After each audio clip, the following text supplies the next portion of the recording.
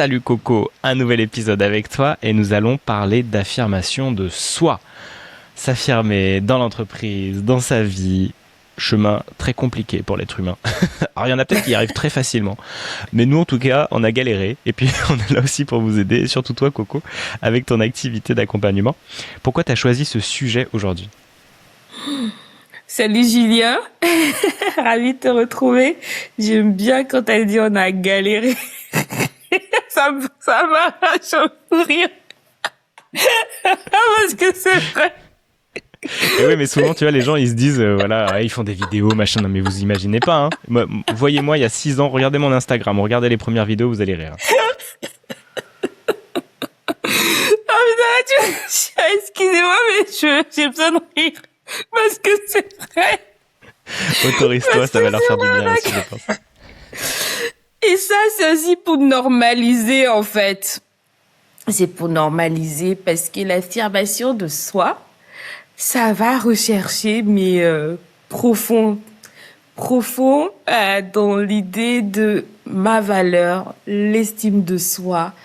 Est-ce que je suis en droit d'exister pleinement en présence des autres?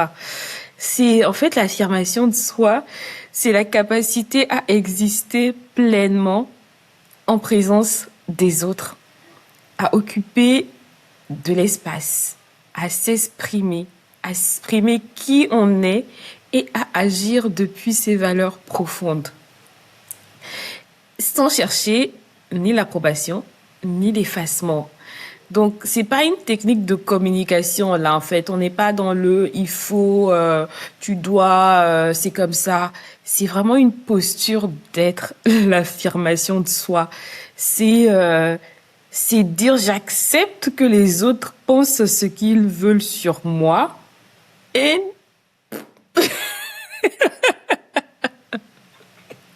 c'est dire j'accepte qu'on dise de moi je suis agaçante, j'accepte qu'on dise de moi je suis trop visible, j'apparais partout.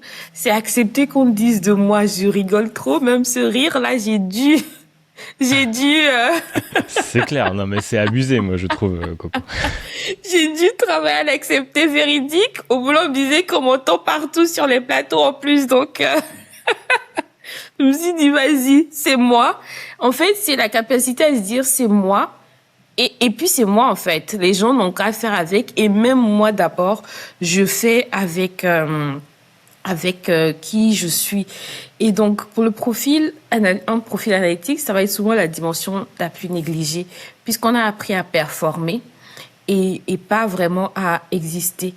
Et donc, c'est de l'estime de soi, en fait, parce que dans la définition, on va avoir acceptation de soi, confiance en soi, et puis pouvoir occuper pleinement l'espace. Donc, ces 3 piliers, je vais répéter, j'ai mes notes, c'est la perception de ses compétences, l'amour propre, c'est-à-dire l'acceptation de soi, et la relation qu'on a avec les autres, en fait. Donc, une bonne estime va contribuer à la conscience, la prise d'initiative et l'adaptation face aux défis. Et chez beaucoup de profils exigeants, quand on va demander est-ce que j'ai le droit d'exister tel que je suis sans condition, en fait, la réponse inconsciente, c'est oui, mais à condition d'être utile, d'être compétente, d'être discrète, d'être irréprochable, de ne pas faire de vagues, d'être loyal, d'être engagé, d'être rigoureux, d'être professionnel, de ne pas déborder.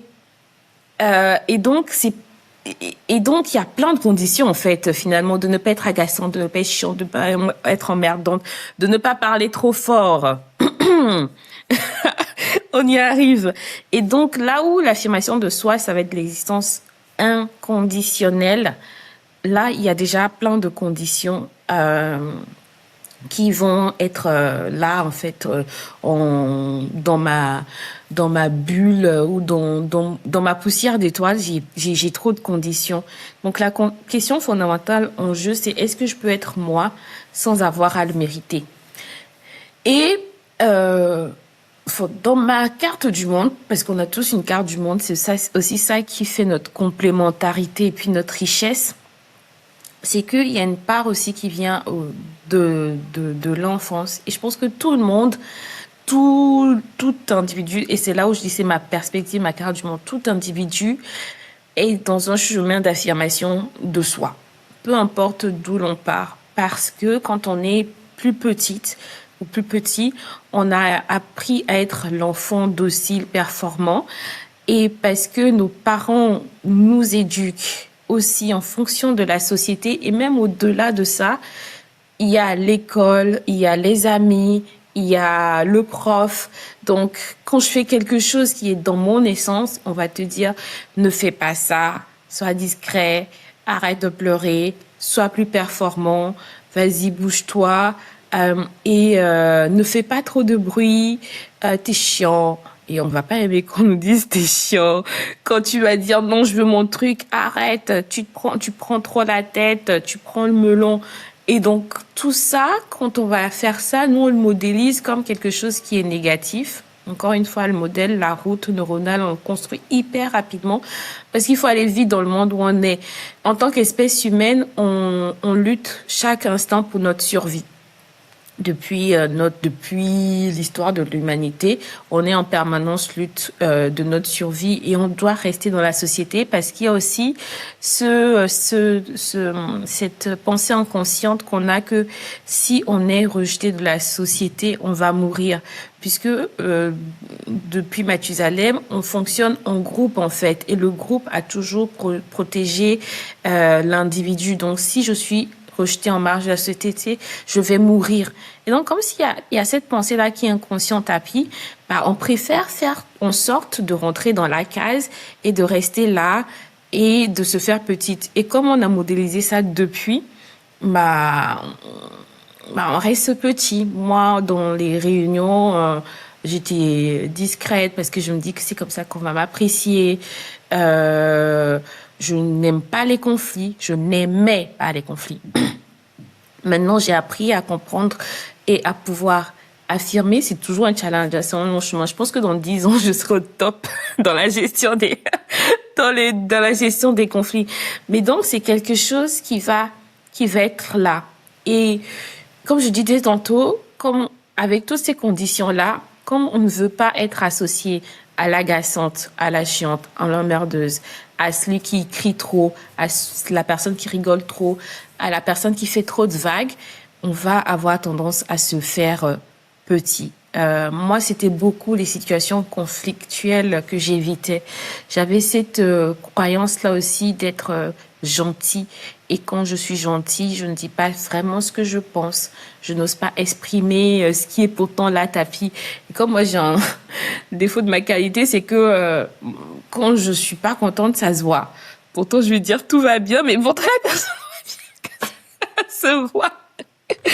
Donc, tu vois, et c'est ça en fait, parce que la peur derrière, pour moi, c'est ou ce que je me disais, c'est que ce qu'on attend de moi, c'est que je reste dans les clous. Donc, je vais pas exprimer totalement qui je suis parce que c'est mieux aussi pour la relation et aussi bien dans le travail.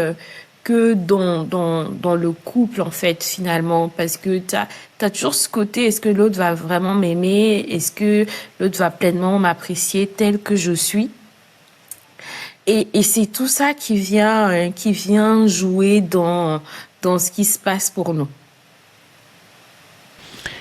C'est un vrai beau sujet et merci, tu le développes très bien, ta définition elle est très belle de l'affirmation de soi et c'est vraiment exister, ce mot c'est le plus fort je trouve en tout cas pour moi parce que c'est vraiment arriver à se rendre compte qu'on existe pleinement mais depuis qu'on est arrivé sur Terre quoi. On est comme le dit Christian Junot qui m'accompagnait, nous sommes des merveilleux cadeaux de la vie. Du moment qu'on est arrivé, mais c'est incroyable, un enfant et cet être, il y a rien à prouver, tu existes, tu es là, tu es bien là, et c'est même pas un sujet, mais on en fait tout un sujet, on fait tout le tour du cadran pour arriver au fur et à mesure à dire mais oui j'existe et j'ai donc le droit de m'exprimer sur des choses, j'ai le droit de faire des pas de côté, j'ai le droit de ne pas être loyal avec ma famille et leurs croyances et leur culture, la manière de faire les choses parce que le monde évolue et que moi j'ai envie de faire différemment.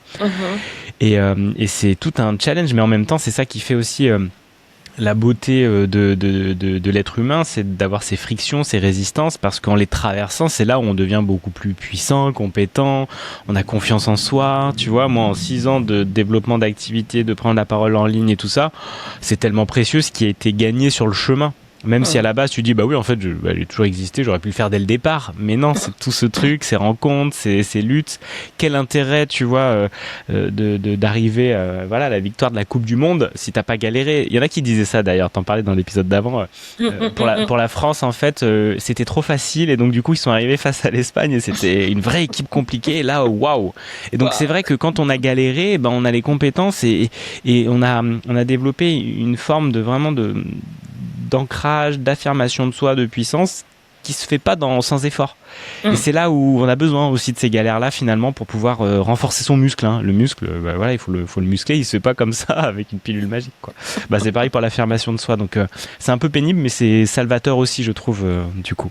Oui, vraiment. Ça se fait pas, ça ne se fait pas du jour au lendemain. Et, euh, et, et, et c'est normal et c'est naturel. Moi, j'ai appris à le normaliser et c'est ce que je veux dire aussi à ma communauté, aux personnes qui me suivent en me disant, écoute, c'est normal et tu vas y arriver en fait. C'est step by step et tu vas y arriver. Et moi, en tout cas, moi, ce qui a été un game changer pour moi, c'est le coaching.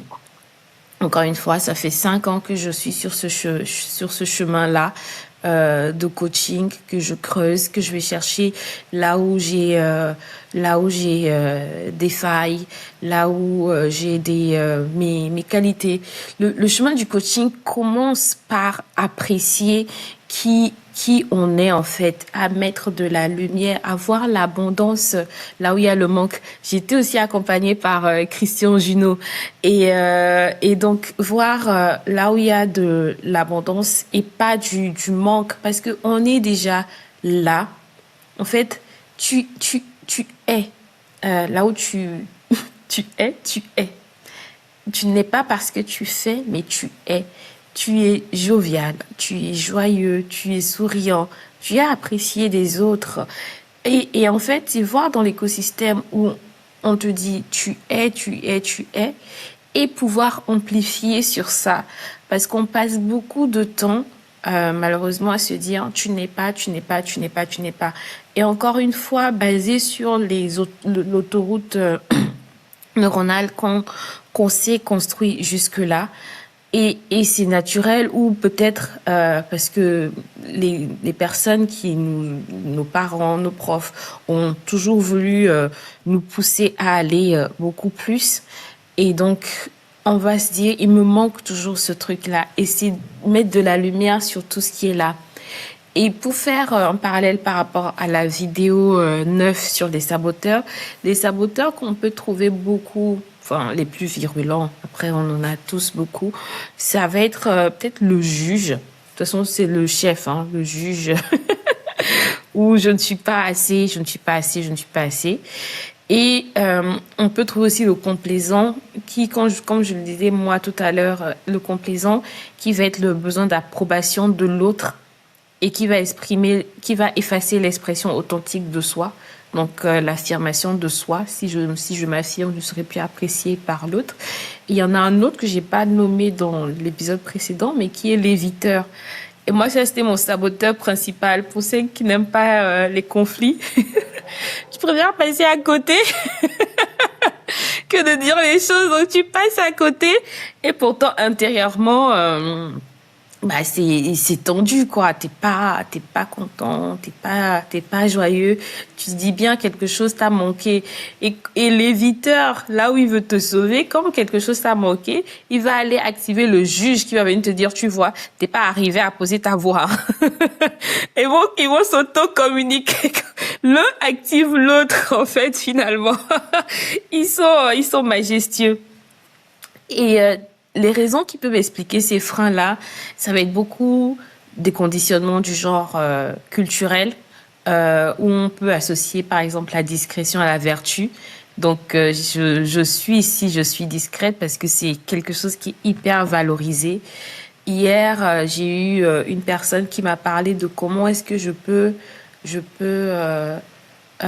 parler de moi alors que je suis humble. Et là, tu vois, on note directement, on a des valeurs aussi qui sont souvent inculquées dès le jeune âge. L'excellence, l'humilité, la modestie, beaucoup la modestie. On a beaucoup la modestie dans la société. Et au moment où je veux prendre la parole pour moi, m'affirmer ou dire ce que je suis, bah, il y a la modestie qui va venir. Donc, tu te retrouves en conflit, en fait, au niveau de tes valeurs.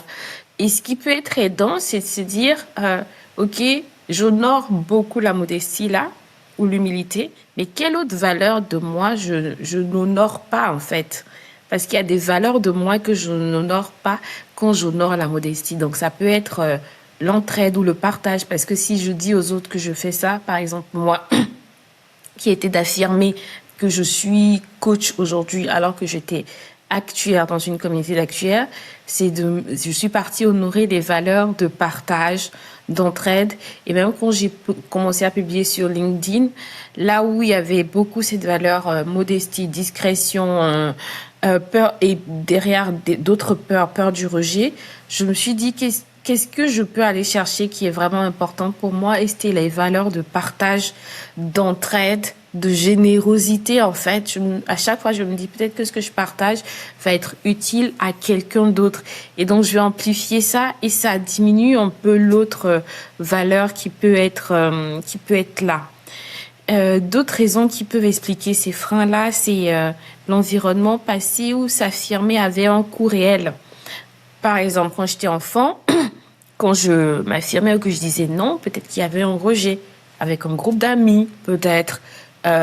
Ou typiquement, on le voit un peu, c'est naturel en fait, où par exemple mon fils qui a un pote, un de ses amis qui dit, il est petit hein, mon fils, mais on voit déjà le mécanisme en place. Mon fils adore le rose.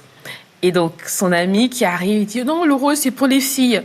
Et donc instinctivement, il commence à dire oui, non, le rose c'est pour les filles, tu vois, parce qu'il a envie de se faire accepter.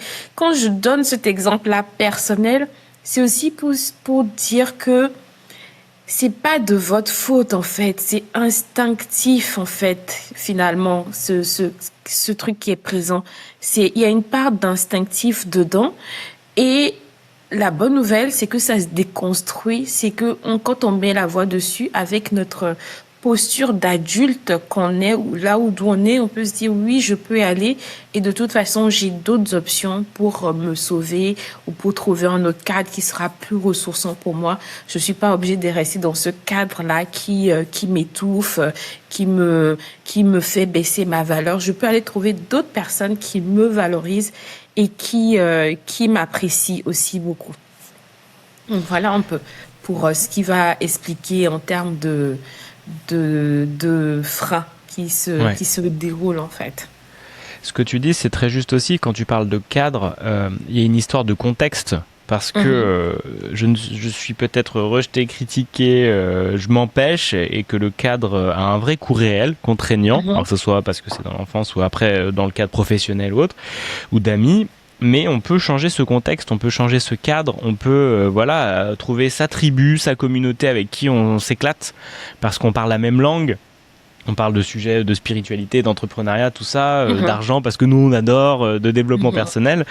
Et effectivement, moi je sais que c'est ça c'est aussi dans l'affirmation de soi. Il y a une transformation. Il y a des personnes avec qui on va moins parler, on va moins être en lien. Puis il y en a d'autres qui arrivent, et puis c'est facile, c'est fluide, et puis voilà, et c'est à nous de trouver ça. Et moi je trouve que la création de contenu sur les réseaux et le fait d'avoir, j'ai ma chaîne, j'ai mon Instagram, eh bien on attire notre tribu naturellement de cœur si on ose. Et on le fait au fur et à mesure être soi, parce que du coup il y a des gens qui vont dire mais j'adore ce qu'elle partage, j'ai trop envie de la suivre, et puis d'échanger, elle fait un atelier, elle pourrait m'accompagner, elle est coach et tout. Et c'est ça qu'on va venir chercher, et je trouve que plus on est authentique, plus on est soi, et chez soi plus on va attirer du monde dans son jardin, et dire c'est trop bien, j'aime cette manière là, mais chacun va avoir différentes manières d'aimer les choses, donc il y a de la place pour tout le monde.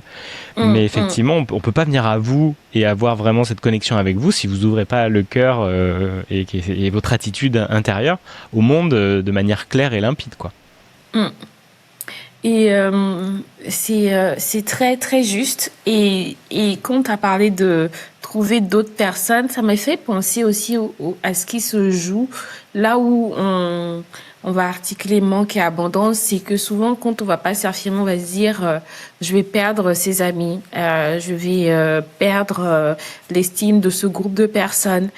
Et on ne se dit jamais ah peut-être que je vais en gagner d'autres qui vont effectivement venir me retrouver et de s'ouvrir en fait sur la richesse du monde. Je sais même plus combien on est, 8 milliards sur Terre aujourd'hui. Et et en plus aujourd'hui avec la force des réseaux sociaux, parce que c'est aussi une force, c'est qu'on peut connecter plus rapidement avec les personnes qui vibrent comme nous. Quand j'ai commencé à publier, j'ai distillé pas mal de sujets et j'ai pu reconnecter à un autre de mes amis avec qui j'avais bossé en entreprise, qui avait aussi fait un chemin de développement personnel pro et avec qui on a de la connexion, en fait, de la vibration.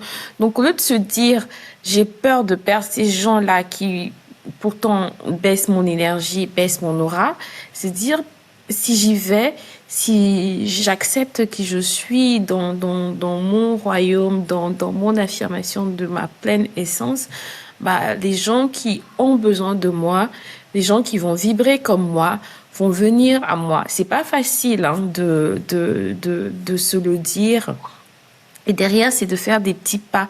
C'est aussi ce qui aide parce que le cerveau a tendance à amplifier ce qu'il ne connaît pas. Et comme il bâtit de toute façon son chemin sur ce qui est connu, il va amplifier de toute façon ce qui est négatif, parce que toujours dans ce modèle de protection, de survie. Donc, il va amplifier ce qui est négatif. Et donc, là où tu amplifies ce qui est négatif, c'est de se dire aussi, peut-être que je peux amplifier ce qui est positif, puisque de toute façon, ça n'existe pas. Donc, je peux me faire mon kiff, tu vois. Là où je vois que j'ai que du noir, peut-être que je peux mettre un peu de doré, de rouge et faire mon kiff et amplifier là-dessus. Et tu as parlé aussi de cadre tout à l'heure, ça m'a fait penser à quand j'ai pu publier sur LinkedIn que je lançais ma chaîne YouTube. Je me suis rendu compte, accompagnée d'un coach, comme je disais, pour moi le coaching c'est un game changer, vraiment, parce que je trouve que on peut y aller seul, mais on va mettre tellement de temps, et quand on est accompagné, on y va 1000 fois plus vite parce qu'on a en face de nous quelqu'un qui nous écoute et dans cette affirmation de soi qui nous accepte pleinement tel qu'on est. Et c'est ça qui est changeant, en fait. C'est dire que j'ai cet espace ressource là où la personne m'accepte tel que je suis et ne me dit pas t'exagères. Non mais vas-y, tu peux le faire. Vas-y. Mais en fait, on a besoin de cet espace où on commence à s'affirmer. Donc pour revenir à mon cadre, la phrase ressource que j'ai pu aller chercher pour m'aider, parce que je me disais que je sors du cadre. Donc je sors du cadre de l'actuaire carré, rigide, sérieux, professionnel. Tu vois, avec toute cette vision du monde, il faut pas déborder. Bon, je débordais déjà un peu, mais à chaque fois, tu as un truc qui est toujours un peu plus grand, en fait, qui arrive. Et donc, j'ai dit, la phrase qui m'a aidée, en termes de phrase de source, c'était, c'était quoi? Je suis visible dans mon cadre et entourée. Parce que je me disais que si je sors du cadre, je n'allais plus avoir des personnes autour de moi. Donc, c'était combiner, créer du et, en fait, dans le cadre. Je suis visible et je suis entourée. Et en me répétant cette phrase-là, ça m'a donné de l'élan, boosté derrière par un défi très très rude de mon coach à l'époque d'y aller. Et j'y suis allée et j'ai vu que des gens ont liké, m'ont appelé, m'ont dit waouh, c'est trop bien ce que t'as fait, c'est cool. D'autres m'ont dit ah mais je comprends pas pourquoi j'y arrive pas. Et je me suis rendu compte que j'ai boosté d'autres personnes. Et là, c'est venu cocher la case j'ai aidé les autres. Et donc, je coche cette case-là où je ne l'aurais pas fait. Je serais dans le putain, on va m'auto-flageller, c'est pas bien et tout. Et je vais nourrir cette autre case noire-là. Donc, les actions aussi nous permettent de venir dire, bah non, c'était pas si dangereux. La plus petite action que tu fais, c'était pas si dangereux. Donc, je dis à mon système de formation, c'est bon, sécurise-toi, ça va aller. Génial, hein, tu as des bonnes ressources et tu avances bien avec avec cette clarté, avec ça tremble, mais on y va quand même. Et je trouve que ton message, je suis complètement aligné à ça. Hein, se faire accompagner, c'est game changer. Donc après, on peut avoir des personnes ressources autour de nous, mais des amis, la famille et tout, c'est pas aussi, c'est différent quand même quand on a un coach, un professionnel, une personne qui a développé ses compétences. Moi, voilà, c'est sur les réseaux sociaux, sur le côté technologique et tout. Allez-y, je vous accompagne sur ça. Et toi, tu accompagnes aussi, et des personnes ne vont pas pouvoir toujours nous aider dans notre entourage, et puis c'est pas toujours leur rôle, on veut leur donner ce rôle-là, vas-y toi tu fais tout ça, alors qu'en fait ayez un peu ce courage d'aller parler à quelqu'un, parce qu'on en a tous besoin, d'aller parler à un psy, un coach, un énergéticien, un ostéo, enfin n'importe quelle personne ressource qui vient vous aider quand même à compléter, comme on dit, il faut un village pour élever un enfant, c'est pareil pour un être humain, il faut toute une communauté pour qu'un être humain puisse se développer, donc on a encore besoin de ça, puis souvent enfant on a manqué plein de trucs, donc c'est normal, hein, on a besoin du coup d'aller combler ça à l'âge adulte, hein, parce qu'il y a du chemin et c'est l'être humain. Qu'est-ce que tu voudrais partager pour terminer cet épisode, Coco, pour aider ces personnes à avancer un peu plus vers cette affirmation de soi? Ouais, en fait, ce qui me vient, c'est de clôturer avec le début. On est tous des galériens. Même là où je suis ici, visible en face de vous, je fais plein de choses. Il y a encore plein d'axes, de parties où je ne suis pas totalement affirmée et que je sais que j'ai besoin d'y aller, en fait. Néanmoins, on est la somme de nos expériences.